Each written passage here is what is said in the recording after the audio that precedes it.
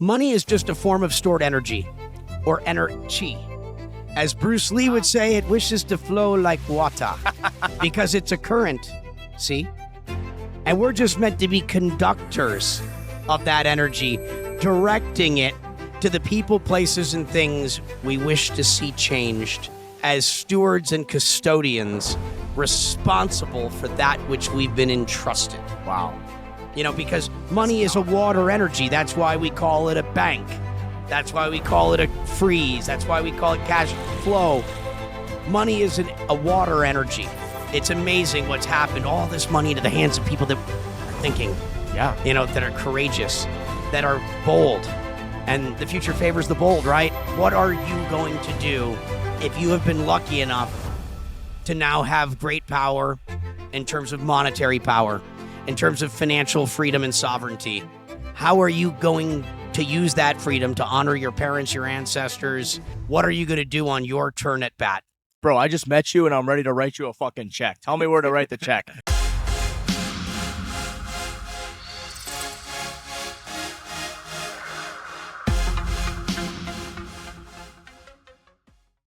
We're here at Bitcoin 2025 in Las Vegas with Dr. Richard Hart from Pulse Chain. I'm just kidding. How's your ex doing? Hey, I'm here, you know. I'll go wherever I got to. I'm just kidding. There's here great shopping. with the man, the myth, Brock Pierce, child actor turned crypto pioneer, presidential candidate, and relentless futurist. From Hollywood to blockchain, from Puerto Rico to presidential ballots, Brock's life has been anything but conventional. Today, we're digging deep into legacy, risk, reinvention, and the invisible costs of visionary ambition. Welcome, my man. Glad to be here. So, What a place. So I'm going to interview you for like probably 15 to 20 minutes. And then we have somebody on our team who's like he loves you so much. So I'm like, we're going to like let him come up and talk to you. He's like a huge fan of you. Perfect. He's followed your journey, your testimony, and he wants to talk to you. So I'm like, sure, get out there. We're going to, we'll stick you in. All right. In First Kid, you literally sat in President Clinton's Oval Office chair as a teenager. When you ran for president in 2020, was part of you trying to complete that circle, to return to that chair, but this time for real? Well, I mean, clearly by running for president, I mean, you're stepping into the ultimate arena. No doubt, no doubt. You're asking to be investigated by every major agency. You're giving permission to the media to go as deep as they want. Yep. You know, when you raise your hand for that, you basically said, I'm your huckleberry, whatever you want, right? It's a very real deal to step into it. But in that instance, it wasn't to win the elections in 2020. Of course. I announced on July 4th of election year, it's not even possible other than through if there was a tie. Yeah. And then it gets thrown to Congress to decide. But the point was to rebuild the independent infrastructure in the United States of America. We started the Independent National Convention, the Independent National Union, started to build out the mercenary network that really didn't exist since Ross Perot. Which, by the way, ultimately, a lot of that infrastructure is what RFK was able to run on. When he went from Democrat to independent to joining the administration. He went through all three lines in one go. He tried, man. That independent infrastructure, I continued to finance it for years. It's there. So part of that was that, but it was also to make a statement, which is I'm here to play in politics. You know, there's not a lot of people that usually go straight to the highest office, but it's to send a message in the same way that Donald Trump, you know, talked about the presidency for decades prior to running. Yeah, he did. I'm 44 years old. You know, I was 40 then. Okay, you got a long way to go. And so there's a process here. As some may know, I obviously took a look at, and I'm very involved in New York City's politics. Yeah, what's going on there, man? 2021 elections. Well, I mean, you just had Mayor Eric Adams. He was here talking to Paul the other day. So Mayor Eric Adams. They try to take followed JD Vance. I mean, a victim of lawfare. No, most people don't know this. So I'm very close friends with the mayor. Yeah. He talked about Bitcoin on his campaign. Really? His first action as mayor-elect, one day after getting elected, he announced, I'm going to take my first 3 paychecks in Bitcoin. I do remember that, yes. Yeah, no, remember, he's got street cred. Yeah. You know, we're not stupid. You know, we know a lot of people would like our money. They want our coin. Yeah. Now they want our vote.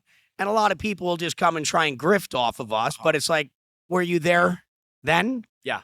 And he was ridiculed for it. They laughed at him for it. Of course. And I loved what he said during his speech. He's like, look who's laughing now. Right? So, he's here because he's actually the real deal. Yeah. And then also became a victim of lawfare.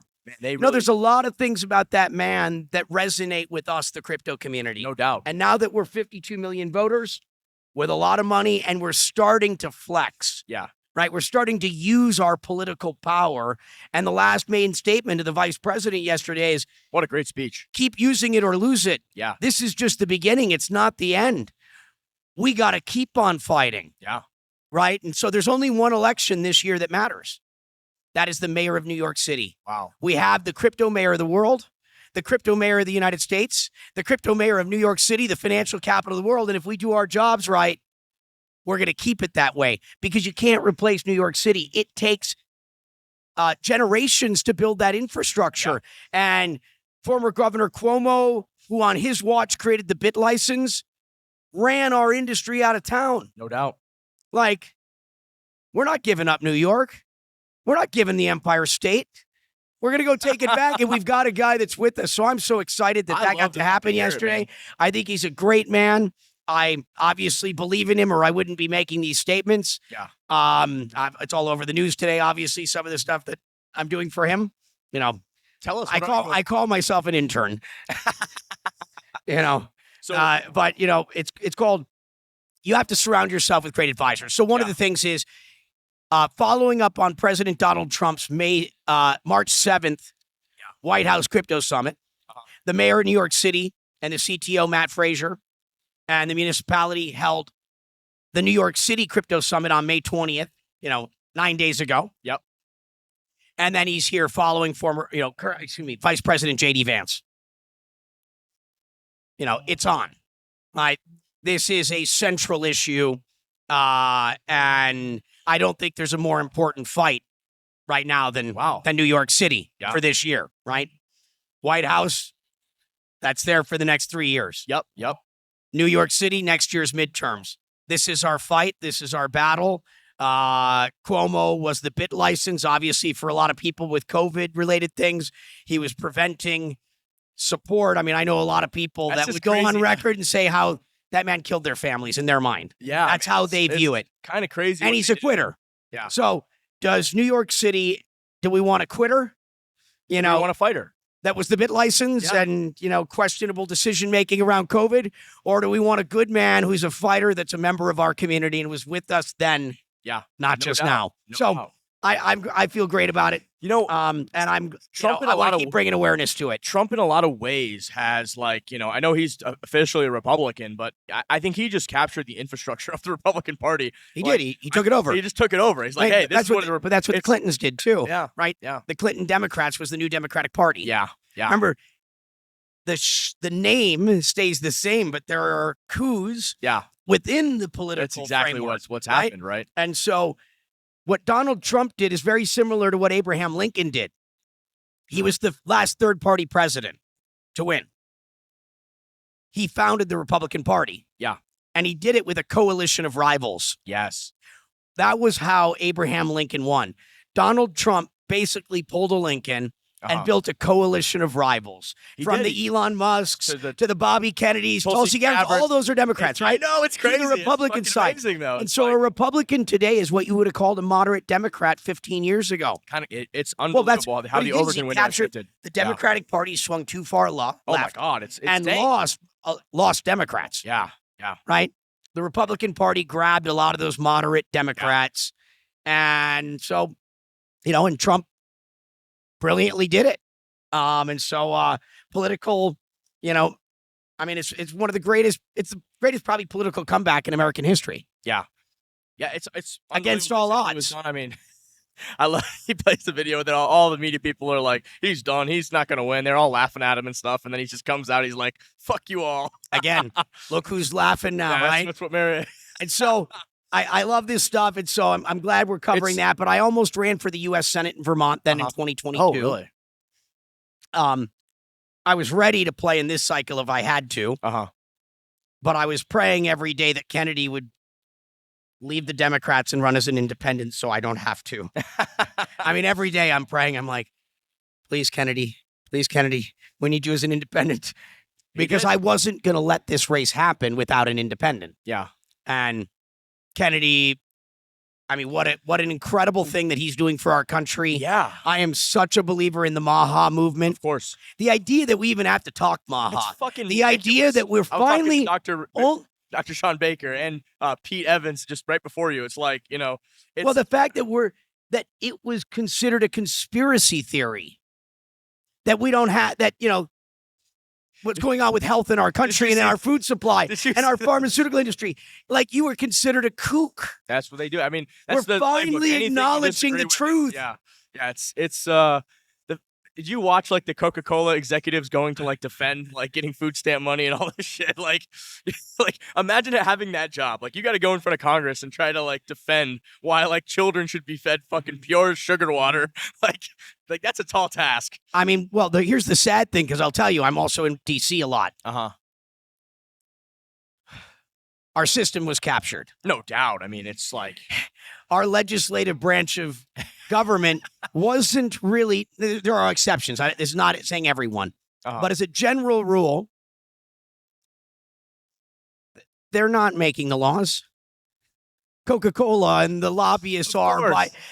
That's the system capture. Yeah. So the sad thing is they weren't really having to argue it. Yeah.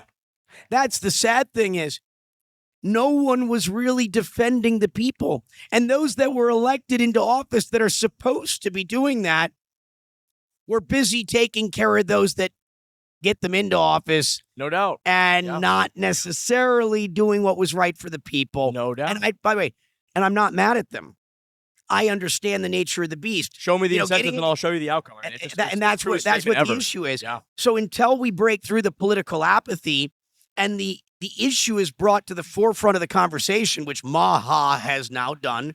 Ha ha ha, back to look who's laughing, right? It's called, we're finally, we can make America healthy again. Yeah. And we're only talking about the basic things right now, like food coloring. Yeah. And things, that we know cause cancer. This has not even been a scientific discussion or debate, but no one had done anything about it. Yeah. We finally have the political will and movement, with RFK's visionary leadership, his deputy secretary, Jim O'Neill. What a star. Yeah. He was number 3 at HHS under Bush. Then he co-founded the Peter Thiel Fellowship, co-founded Clarion and Mithril Capital with Peter Thiel. So this is a guy that was number 3 that knows the whole system of health in America. Yeah.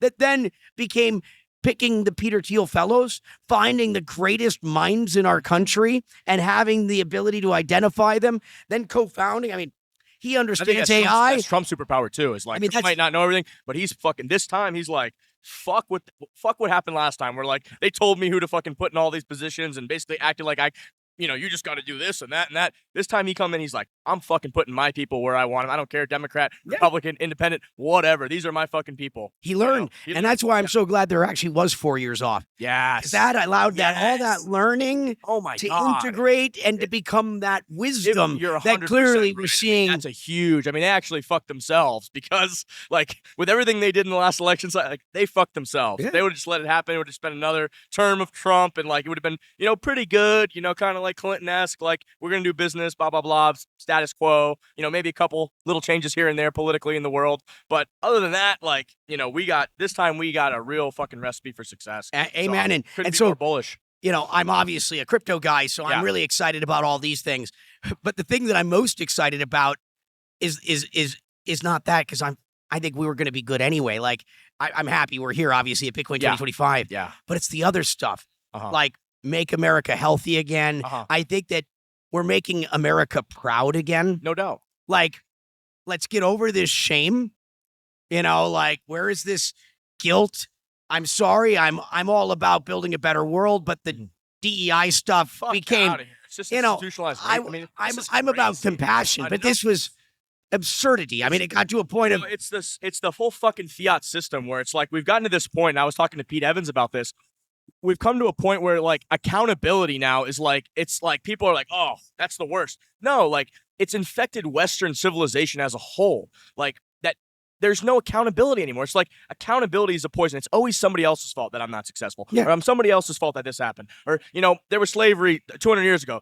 That's why I'm not successful. Or what? It's like, no, we got to get back Stop to being Western victims. Stop being a fucking victim. Okay, it's time. You are Tools. You're an Potential. American. Yes. You from the moment of your birth have been blessed. You've won. You already won the lottery, and you're still complaining. It's like it's unbelievable. I love that we're a strong America again. I'm glad that we're not letting everyone around the world take advantage of us. No. Hey, we all have to find peace and harmony, peace on earth, Yes. heaven on earth. Yes. All that. Yes, please, let's have it. But I just love so much of what I'm seeing.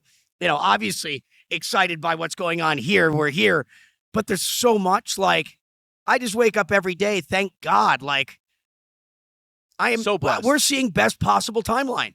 I am not wrong. optimistic. Yeah. And I'm an eternal optimist. It can be pretty I love dark, it. and I I can see see that. hope, right? There's always light at the end of the tunnel, but it's no longer like hope.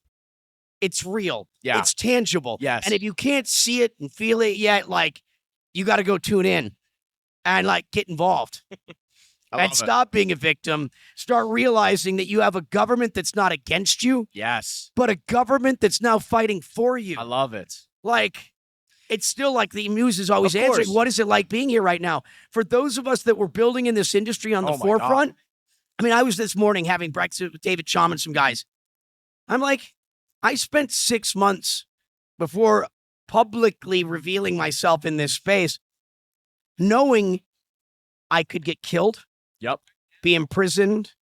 Almost certainly the media is going to tar and feather me, Of course. And I spent 6 months going, and then because of my work prior to this, I'm like, I was building all the cross-border payment systems. I was building all the virtual currency marketplace. I'm like, this is my destiny. Yeah. I don't have a choice. I had to make the decision. I'm willing to die to do this. And that's what I did when I got into this space. I don't have that concern anymore. On the pioneers in this industry, if you were high profile, the government came after you. Yeah. Yeah. Came after your business. And unless you had the legal defense funds, everybody. This fucking conversation that Everybody. you're having right now is like, And with no laws against it, law-abiding citizens trying to build things in this country, most of the youngcomers don't know so the risks that we took to get us to this point. Now, the news keep asking, so what do you think? I go, there's now standing, as the case may be, Vice President of the United States was speaking yesterday about David Bailey said, promises made, promises kept. They did everything in 100 days they said they were going to do. It's unbelievable. We have a government that's not against us, but for us. And don't get it twisted. We're not saying everything is fucking perfect and they're perfect on every issue. You're never going to have that. It's never going to be the case. But it's the difference between night and day. It's night and fucking We go from being persecuted and hunted to sought after and appreciated. It's like the Twilight Zone. That's how big this people shit don't realize has been in the last few months. People do not understand. I sleep well at night. Yes. I feel safe. I am building again and making bets and making moves without fear. It's crazy. Before everything was like, how am I going to do this and not go to jail? How am I going to do this and not piss off the powers that be and get myself killed? So, it's hilarious. What you're saying is fascinating. So, we've never even fucking met before, but I have 20 questions here, and we're on question 1 still, and we've had a fucking 20-minute conversation because this is so important. Because most people, it hasn't fully been digested. Yeah, this is when we look back in history. March 7th, 2022 is BC, before crypto and AC after crypto or Bitcoin, right? It is. It is said that history will be. I think it's the second most important 2009. It'll be before January 3rd, Bitcoin, 2009, Bitcoin, the most important day, the day of Bitcoin's launch. I would argue March 7th, 2025 is the second most important date in our history. Wow. It's literally the date where they fight you, right? And then you win. That's called, we're still fighting, but it's a different kind of fighting. Yeah. We were fighting to survive. Yes. Now we're fighting to thrive. You're right. You're right. We've crossed the threshold. Yeah. It's headwind to now tailwind. It's permissionless, but at risk to true permission. Yeah. We have been blessed to pioneer and allow America, what made America the greatest country in the world is the ingenuity of the American people. We are being asked to innovate, and to bring our best. I love it. Without fear, real permission to go build great things. Build a better world. Change it, please. So what you're describing is so our parent company, right? We're I'm underground, mostly you're kind of behind the scenes. Our parent company is a compute company. We're mining, we're doing stuff.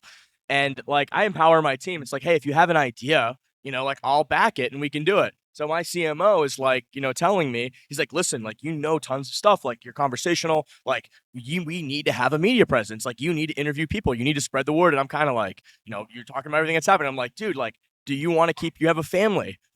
I've got tons of other people that work for me. They all have fucking families. Do you want to I'm telling them, I'm hey, are you okay? They'll shut down our it happened. They're hey, sir, you're in a prohibited industry. Choke point 2.0 was very real. Idea. No law against what we were people doing. Have no idea. And debanking everyone. Yeah, man. And JD Vance, Vice President Vance, yesterday, choke point 2.0 is dead. It's dead. Yep. These are almost everyone I know got debanked in the business. Yeah. I'm one of the only ones that didn't. Fuck me. I had some bank accounts shut down, but I started the first crypto bank in the world. I founded multiple banks, and I was doing big things before Bitcoin. So somehow I could pull off what many others. So man, I struggled. When that started happening, I started opening bank accounts everywhere. I'm fuck, because I got the letter, I got the thing, and I was from which bank? So credit. I have my main account has always been through a credit union because I didn't want this exposure. My fucking credit union that I've been with for almost a decade, personal accounts, other business accounts, they fucking call me. They send me this letter. Call me. Sorry, sir, you're in a prohibited industry. We're shutting down all your shit. You got 14 days, 20 whatever to withdraw all your funds. Well, this credit union's local to Florida. I'm I fucking know their mission statement is we're do 90% of our decisions based on relationships. So I literally escalated to the vice president and I said, here's your fucking mission statement. We've had nothing but a stellar relationship. I've had, talking to their team, escalating the issue. They fucking overrode the decision. They're you know what? You're right. But I had if I had not done that. And most people. But at the same time, most people would never do that. They would never even know. Most people surrender. Surrender, exactly. They give up. But I said, no, fuck this. Remember, you totally only fail when you quit. You're 100% right. But at the time, we don't quit. Happened. I opened a bunch of bank accounts and all over different places, and it's but it is scary. But there's no. But not only that, it's hey, if you go try to get a loan or expand your business or get they're get the fuck out of here. So there is one silver lining in all of this. Yeah. As they were debanking the crypto community, many lost all their bank accounts completely unbanked. Yeah. It just forced them to go full-time crypto. Yeah. So there is a silver lining that the law of unintended consequences is you forced a lot of Americans that already loved crypto to live on crypto. Yeah. The only issue, the caveat for which isn't fair. For our parent company, the caveat is hey, we've got $100,000 electricity payments to the utilities and stuff. It's how they're not taking Bitcoin yet. So they would have fucked me, right? It would fucking ruin my whole business. I lost multiple companies, a number of them, because of stupid things like this. That's what I had great companies growing like rocket ships that boom done. Yeah. Because we got a subpoena from someone in one of the, call it attorney general sort of offices in one of the states. And we found out he was curious about crypto. And so just random subpoena. Wow. Where in the end, and clearly did nothing wrong. Wow. But it caused the company to go out of business because you're not legally allowed to tell your investors. You're not allowed to tell anyone you've been subpoenaed. It's against the law. Really? Wow. And you can't raise money without fully disclosing in your reps and warranties. Wow. Everything going on. I had multiple companies die over things like this, where my company was growing like a rocket ship. It's unbelievable. It's about to close its next big raise of money, and I'm well, I'd be committing fraud conceivably if I raise this money without disclosing this, but it's against the law to disclose it. So there goes a $20 million company. There goes a $50. I mean, I could go on and tell war stories. Yeah, I had to basically tell my guys. I said, Paul, I'll fund this media channel. We'll start to grow it. We'll do these podcasts. But you got to know, this is what's possible. You could fucking, they could totally fuck us. He's I don't care. Let's do it. I'm okay. If you don't care, we'll fucking do it. And we don't have to worry about it anymore. So here we are. It's a good time. It's a new day. It's a new day. A new dawn. It's a new dawn. A golden era. A golden age. Well, that was, we had our first question that just took probably most of the time we had. I got another 20 questions, but I'll close out with this final question before I bring my guy in who's a huge fan of you to talk to you. You've said your mother's light shines forever. How does her memory guide the risks you take, like returning to acting or running for office? And when have you felt her presence most in those moments? Well, I feel her always. My mother was a very unique woman. We're the byproduct of, we're a fork of our parents. That's true. You think about it, And so there's a lot of my mother in me. I mean, she was most of her life was in the ministry, as a minister, traveling the world, running churches. But there were a couple of odd jobs she took over the course of her career. One was she became a casting director working in a casting agency when I was 3. And that's how I became an actor. But that was not my mom's profession. It was like all for a moment, just in that brief moment of time to open a door for me to make something possible. Yes. That it doesn't even make sense if you look at how did that happen. But there's so many of these moments in my life where it's hard to understand where the leap is there. But I mean, the big thing is my mother was a beautiful soul, just as good as they come. So much compassion, so much love, so much forgiveness, so much joy. And that's a lot of the spark that's in me. And, there's nothing more than, wanting to make your parents proud, right? I mean, our lives are a miracle. Yeah. The odds of being born, think about your parents, your grandparents, like you said, how many generations in lottery. You've won the lottery, and of all places here. To even be here on this planet at this moment in history, in this time, in the fucking country we're in. It's like, it's unbelievable how privileged everybody who's here has been, right? Yeah, so on behalf of your parents, all your ancestors. Yeah. It's like, we're also here, we have a duty. With great power comes great responsibility. We have a duty to do the right thing, to do what we can. And this has been the greatest wealth transfer in the history of the world. And it's been given into the hands of us. Yeah. The question is, you've been given an opportunity to change the world. How are you going to do that? How are you going to show up? What are you going to do with this wealth? Remember, as I like to say, money is just a form of stored energy or energy. As Bruce Lee would say, it wishes to flow like water because it's a current, see? And we're just meant to be conductors of that energy, directing it to the people, places, and things we wish to see changed as stewards and custodians responsible for that which we've been entrusted. Wow. Because money is a water energy. That's why we call it a bank. That's why we call it a freeze. That's why we call it cash flow. Money is a water energy. And so, one of the things I like to impart on those that have been blessed with abundance. I mean, it's amazing what's happened. All this money into the hands of people that are thinking, that are courageous, that are bold. And the future favors the bold, right? The future, yes. Like, what are you going to do if you have been lucky enough to now have great power in terms of monetary power, in terms of financial freedom and sovereignty? How are you going to use that freedom to honor your parents, your ancestors? Like, what are you going to do on your turn at bat? Bro, I just met you and I'm ready to write you a fucking check. Tell me where to write the check. I'm going to fucking back your next campaign. I want to be in, Hey, well, right now. What are you running right for? Now, Let me know. Right now, 2025. Mayor of Satoshi. Mayor Eric. The lightning wallet. Mayor Eric Adams, New York City. Okay. Like, that's our fight. Well, his fight is our fight. Our fight is his fight. Yeah. You can give up to $2,100. How interesting with the campaign maximum is. It's almost like it's written. Yeah. Yeah. 21 is the limit. Yeah. So increments of 21. Like, let's show. Bring him. I know. Let's show this country. Let's show New York City. Send him back over. So that's the fight I care about this year politically in the United States. Okay. And even if it's just $21. Yeah. It's about turning this into a national campaign. Yeah. Our fight is his fight, and vice versa. Whether it's $21, $210, or $2,100. Like, it's about showing our might, right? We're not done because we're never going to quit. We don't whine, we win. I fucking love it, bro. Brock, it's been a pleasure. I'm gonna let my guy sub in who loves you and he wants to talk to you, and I gotta share the mic. I mean, we got through one question. We talked for 6 hours. Thank you for the opportunity to ask you a few questions. Sure thing. I've been listening to you for a few years, and I figured out, okay, you have a blessed life from becoming very young, very famous, going different ways, getting involved in digital, like transaction stuff, and In the 1990s. it's crazy. You helped Alibaba, eBay. Was it eBay or was it? I was PayPal's largest customer for years, but also a big eBay customer. Second largest. eBay was the number one driver of customers to PayPal.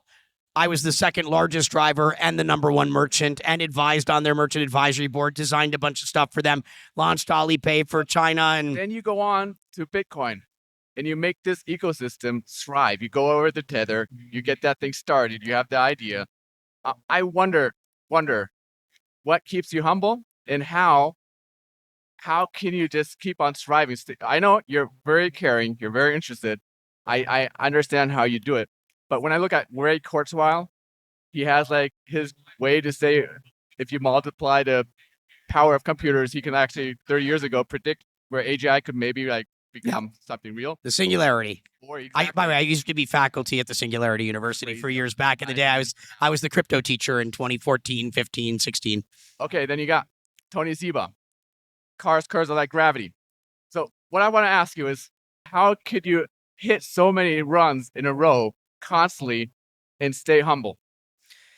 Well, first of all, I'm very blessed. Let's start there.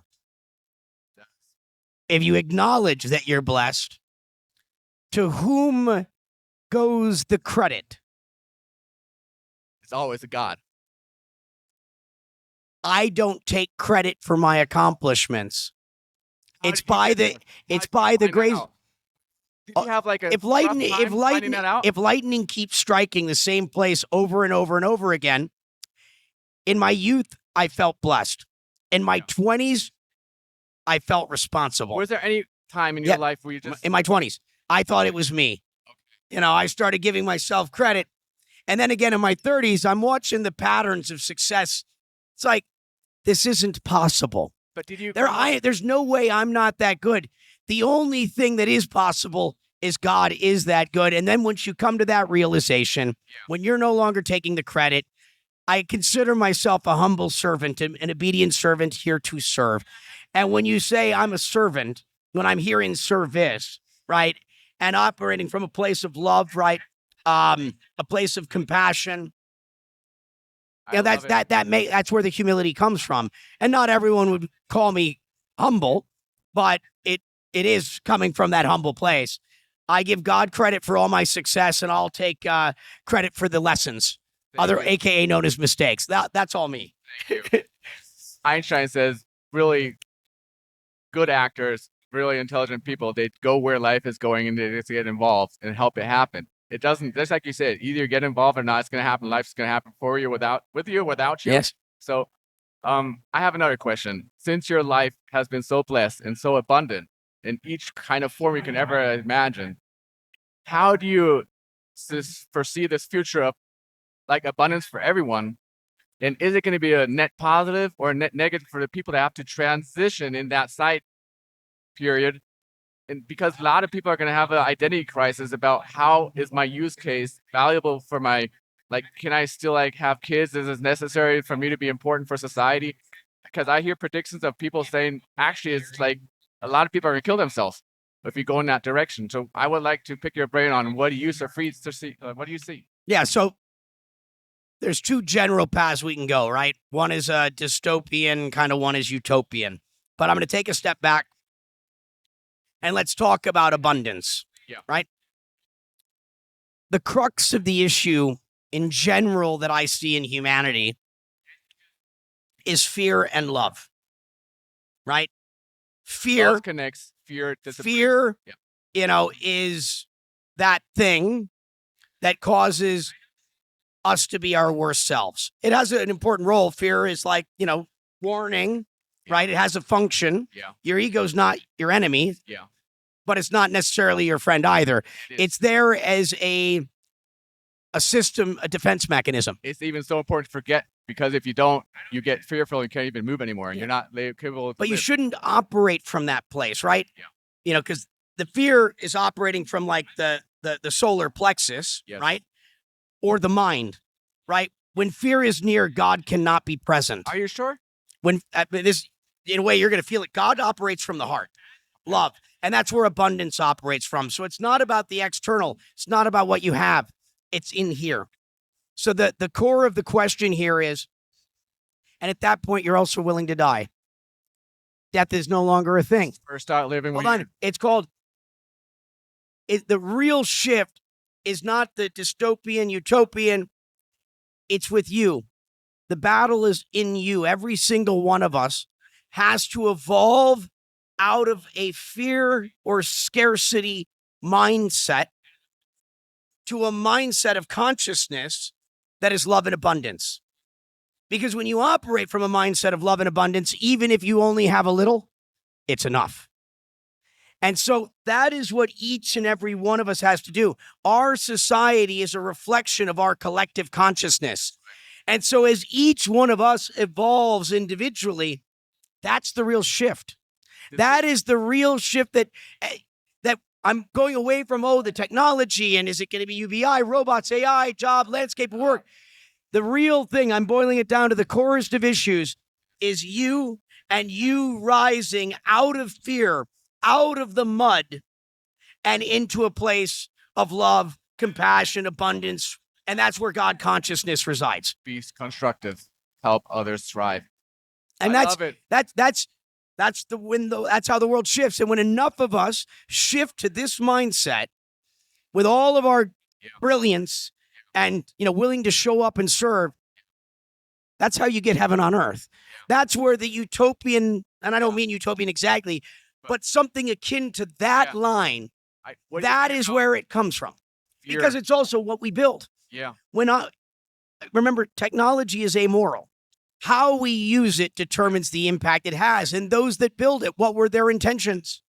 And the more we are operating from a higher plane of, creation, the better our creations become and will be. It's through God that we can maybe Yes. part.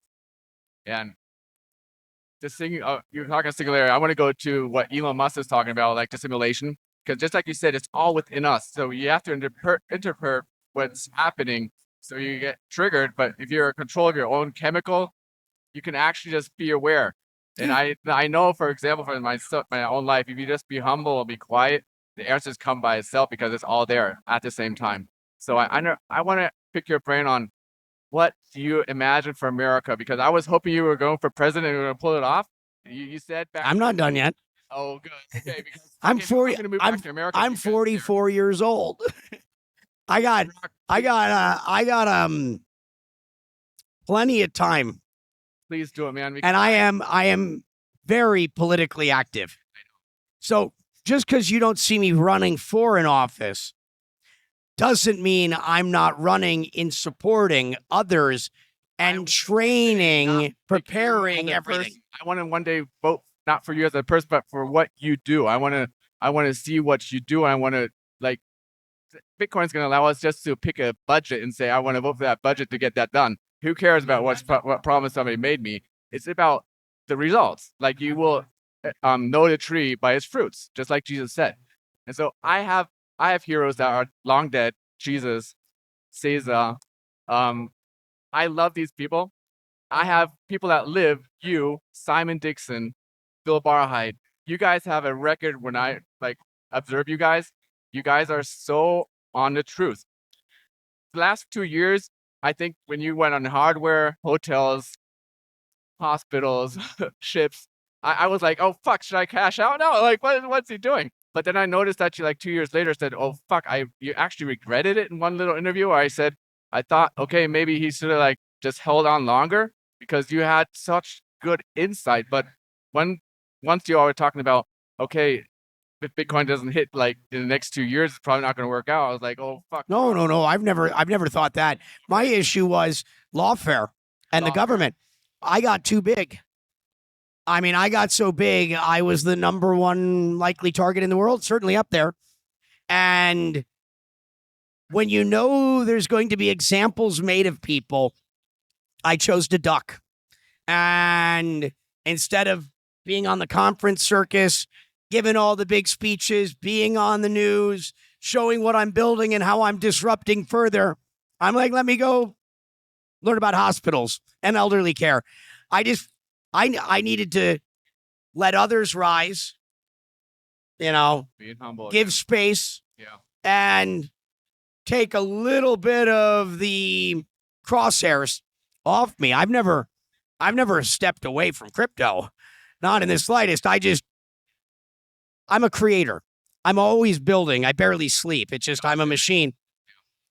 And I decided it's probably a good time not to build the next DeFi company.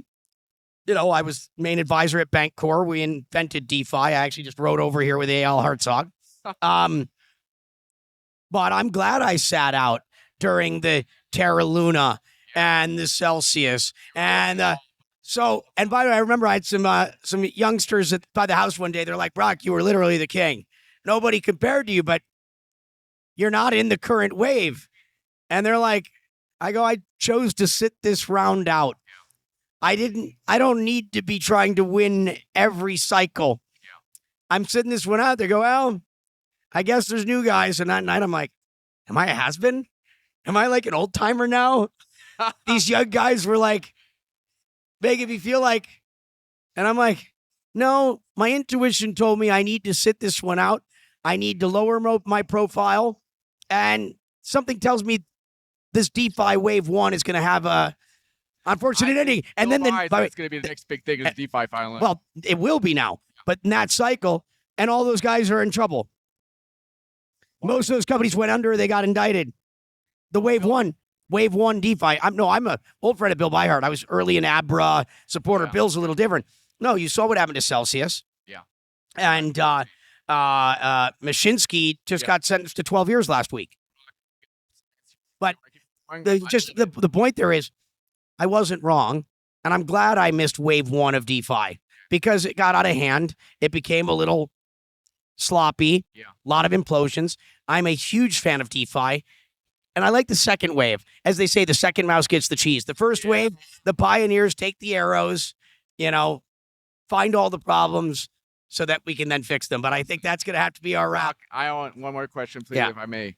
Who are your heroes dead, and who are the ones that are alive where you go up and please don't say your dad or your mom. Yeah. But who are your true heroes that today are alive that you listen to and look for advice? I mean, there's so many in the historic. I don't want to repeat the names that you've said, but I mean, obviously, well, let's go with the important ones here.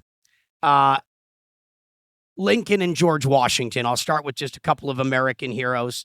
But we can go back to prior times, Cincinnatus, Marcus Aurelius. I mean, there's so many greats throughout history that we can learn from. And in terms of people present today, I mean, a lot of the current administration, because there's the Teddy Roosevelt quote, right? The man in the arena. If you don't know this piece, go to YouTube and watch The Man in the Arena. I have so much respect for those that have courageously stepped into the arena. And so I love Tulsi Gabbard. I love RFK Jr. I love Kash Patel. I love so much of what I'm seeing. Governor Kristi Noem. I mean, Lee Zeldin. I love this. Crazy. Elon Musk. Yeah. I mean, no, because my favorite virtue is courage. Courage. Because without courage, all other virtues die. Courage is the defender of virtues because someone has to stand up when others won't. Someone has to lead and speak up before others will, right? That's how movements are made. And so I have a lot of love. And so I want to tell you, these are my courageous heroes that fought. And do you know what would have happened if this election had gone the other way? I think they're unhappy endings for most of those people. I mean, Elon Musk put his life on the line. And look at how so many of his biggest fans driving burning cars. I mean, it pains me. So I want to honor those people. I had a lovely lunch with Brian Johnson yesterday, who's doing a lot of the longevity stuff. Just good man. My heroes are not mythical heroes. I know my heroes. You think It are those people that inspire me, that lead by example, that when I'm with them and I see aspects of how they live their lives, they make me a better man. And so my heroes are the people that inspire me to be the best possible man I can be. And there's heroes all over. There's not like any one. It's like Marvel and DC and all of it combined. You got heroes everywhere. You just have to find those great shining lights that help you find your North Star. Do you think we're going to hit the 120 mark that God put up because of longevity? Do you think we're going to break? Well, by the way, that was at the time of the Great Flood. Yeah. Before Noah, Methuselah lived 969 years. Yes. I quote scripture. I'm also an ordained minister, and I preach. But normally, the tones are in everything I say, but I don't try to overtly preach the gospel because it triggers some people. I spread the what would Jesus do? Walk as best you can in those shoes, and being a living embodiment of virtue, right, and integrity and principle, because that's how you can show everyone. The minute you bring up religion, a lot of people, boom, you lost them, but they can't hear you anymore. At his startup, he centralized religion to make everybody sure that they know what it's actually about. We are decentralized now. Other things that became a religion are making people slave again. But I think the true value about life is that's what you are talking about. It's just literally connecting, because it's all about experience, awareness. To imagine that we're all one. We're one tribe. And We are. All going to one direction. That's the finals kind of secret of it all. I am you and you are me, and we're one after all. We're in this together. Brock, I love that you're doing it. I thank you for being authentic, and I thank you for doing what you're doing, because I believe the next 40 years we're going to come in a situation where we don't have to grow any more systems. They're going to be one set. They're not going to have to grow anymore. I think we're going to have the peace time where we can actually make Earth back to heaven. And I hope if Jesus doesn't come back, maybe we can have a nice time until he does. So, Amen. God bless.